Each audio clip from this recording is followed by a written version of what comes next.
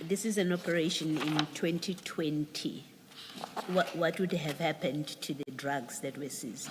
As at today, what happened? Commissioner Baloy, this is also the matter that I spoke to yesterday. The Mandrax seizure, the 547 Yes. that went to Isipingo. So as I've indicated, upon closure of the inquiry, Forensic Science Laboratory are informed of the outcome of the investigation, and they then have the responsibility to dispose of the exhibits. So the current status of the Mandrax, I do not have any knowledge of. But ordinarily, it would be where? If you say the investigation is still ongoing. Obviously, after I summoned or requested these inquiries, we've looked into it, identified aspects that need further investigation. So that's why we are continuing with the investigation part.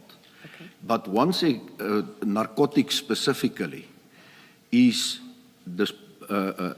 handed or submitted to the Forensic Science Laboratory, it's never returned to a SAP 13 facility. Okay. It is kept at Forensic Science Laboratory until the matter is finalized and then disposed of. All right, thank you.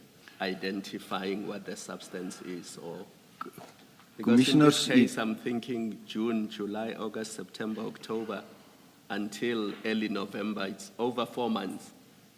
Drugs are stored in a warehouse or in an office. No tests are conducted until the drugs mysteriously disappear. Commissioners, as I've testified yesterday, obviously it will depend on the storage capabilities at the Forensic Science Laboratory. If there's space and it's not bulk exhibits, for instance, they will accept it. But it has happened, and from my reading of the respective inquiries and case dockets, it's clear that there's multiple references to the fact that upon a request being made to FSL, they were informed that they do not have storage facilities available, obviously based on a heavy workload. So there's multiple cases before this matters that needs to be dealt with before these exhibits can be submitted. So obviously it prolongs the submission of the exhibits to the Forensic Science Laboratory. But surely there has to be proof that there was a request and that request was declined because of the workload, or that you must wait in line. It will take about 6 months for us to get to your consignment and test it. Is there any paperwork that reflects that all of that was done?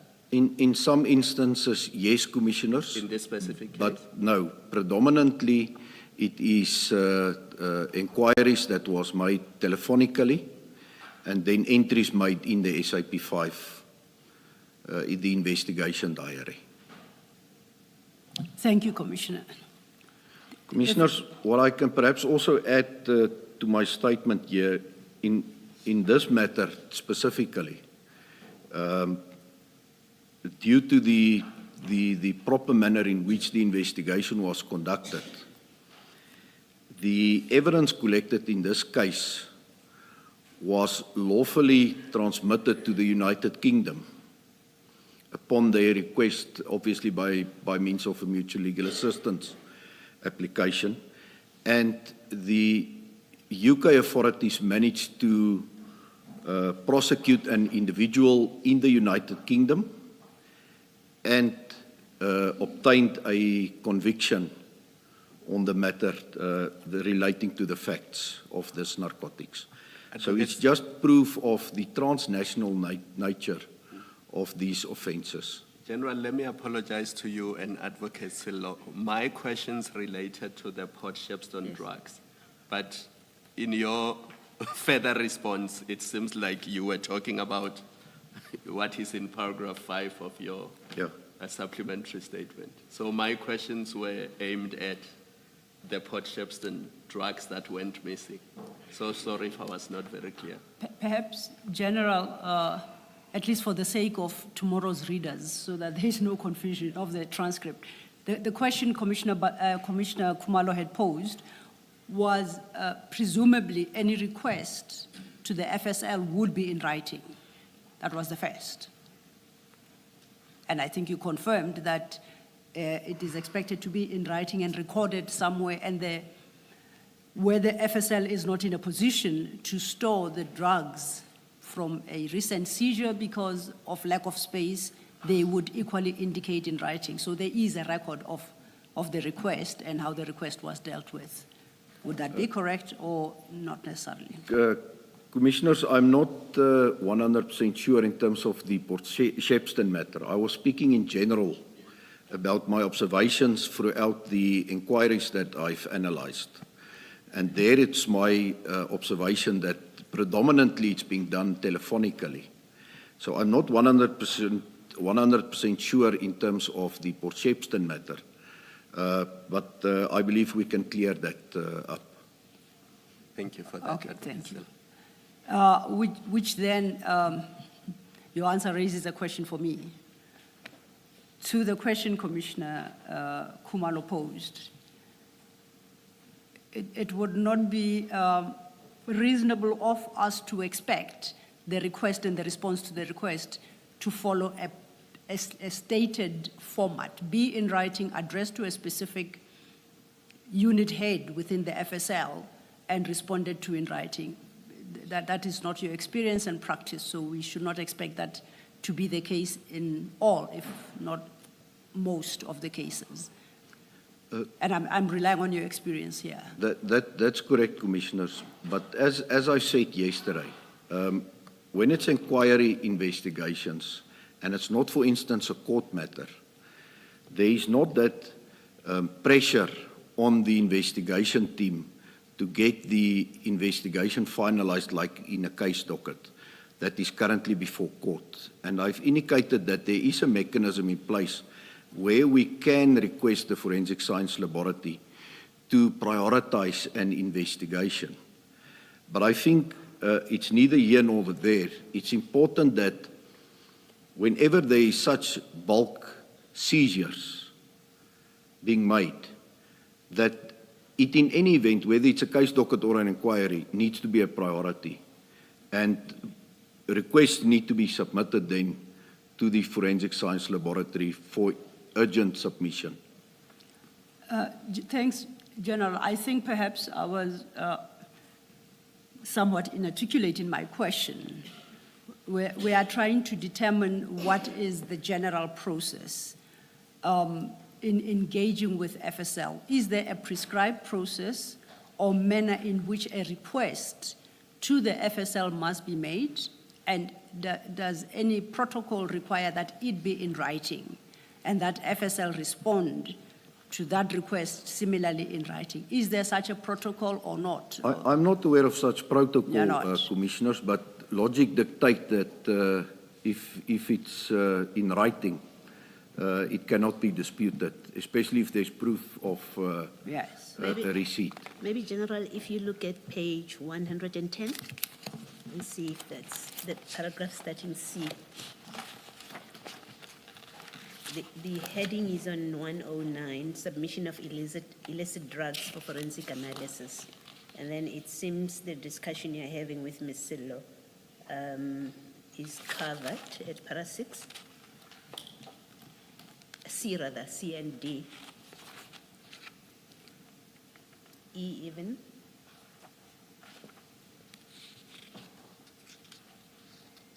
And it seems that's all that regulates what should happen.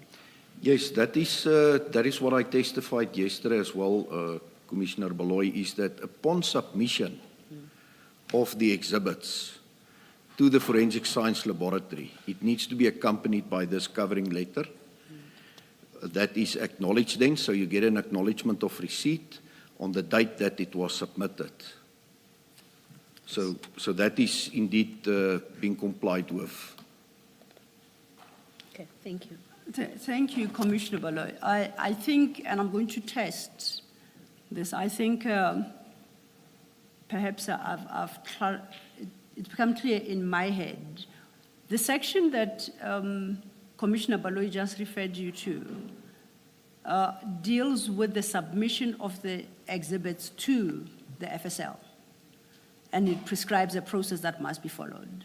That's And it correct. does prescribe that there must be a written request and the like. The question, I think, General, why could I say General? Commissioner Khumalo. Umpteenth time, I do apologize, Commissioner.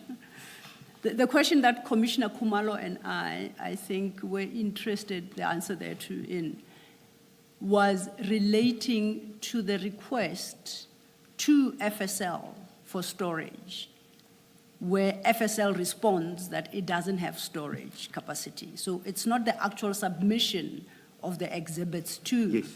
So then I'll take a step back. You remember in the morning when we started, I pointed out to your section of your statement, and I think General Musikidi also points out that when a request was made to FSL, it was rejected because FSL indicated that it was not a clean lab scenario. You recall that conversation? That's correct, Commissioner. And your view was that that rejection on that basis was correct because they ought not to have called FSL. It is LCRC they ought to have called. Articulate your answer, please, for the record. You are correct. Okay. So then we shouldn't confuse ourselves by seeking to find a formal written request to FSL for purposes of storage in circumstances where the exhibits were not being handed over to FSL. Would I be correct in that? That's determination? correct, Commissioner. Okay. I think I'm clarified. Advocate Silo, my concern, General, is looking at how the exhibits were stored and how they were recorded and the shortcomings that Chair listed yesterday. Remember, he went up to 9. I think Advocate Waloen Silo added 2 more. From where I'm sitting, and I could be wrong, but it looks to me like there was never an intention to submit these drugs to FSL. There was never an intention to have them tested because of how they were handled throughout and how they were recorded. It raises concerns to me that it doesn't seem like there was ever an intention that these drugs will go to storage in Pretoria or that they would be tested so that we can be 100% sure that it was cocaine, 541 kilograms of it. Because I cannot understand how there is no paperwork saying to FSL, at some point when you do have capacity, we would like you to take these drugs. We would like for them to be tested so that we can ascertain that this was indeed cocaine. And if there's a need for people to be arrested and prosecuted, that can be done. What is your comment on my observation? I'm not stating facts, I'm just stating an observation. Commissioner Khumalo, you are 100% correct. I also referred to that yesterday in the same manner as you have summarized it now, that it's my strong view that there was never an intention to submit it to FSL. And that's why I'm reflecting now on all the other cases where predominantly the crime scenes were dealt with correctly and the exhibits found its way into an SAP 13, remained in an SAP 13 at the police station. It was never stolen or tampered with and then submitted to the FSL. Whether it was a year later, I think for purposes of this exercise, it's irrelevant. The fact of the matter is it was not stolen at the police stations and it arrived at the Forensic Science Laboratory intact. Thank you, Commissioner Khumalo. And General Flynn, I think we're dealing with the matter at your paragraph 5, that incident that you said there was liaison with the British authorities and resulted in convictions in the UK.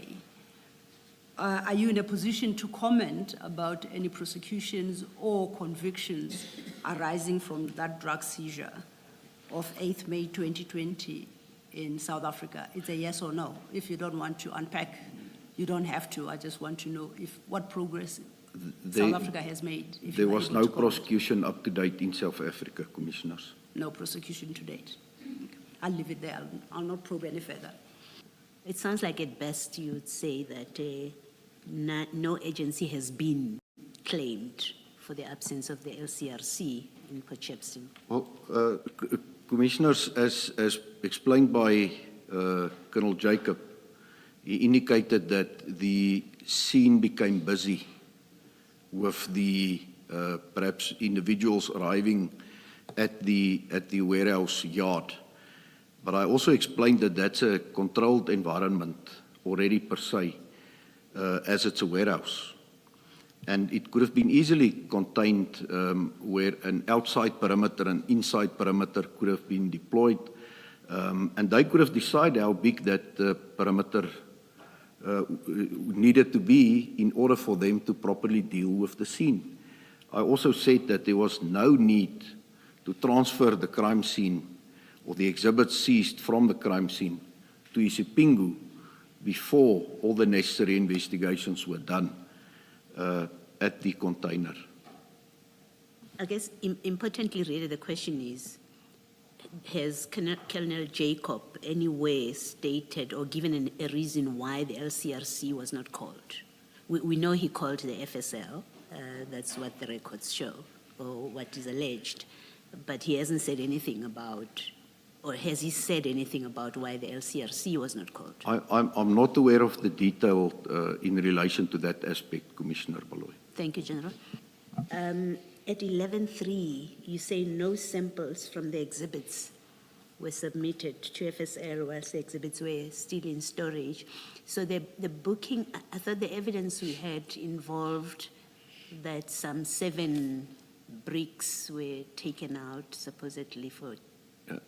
Commissioners, this referred just to the cases that I've see, you're not explained here speaking now. to Port Shepstone in It does particular. not relate Okay, to the Port Shepstone matter where samples were taken okay, thank you. and then submitted to FSL Okay, thank you in for clarifying. Amanzimtoti. Thanks for the clarification.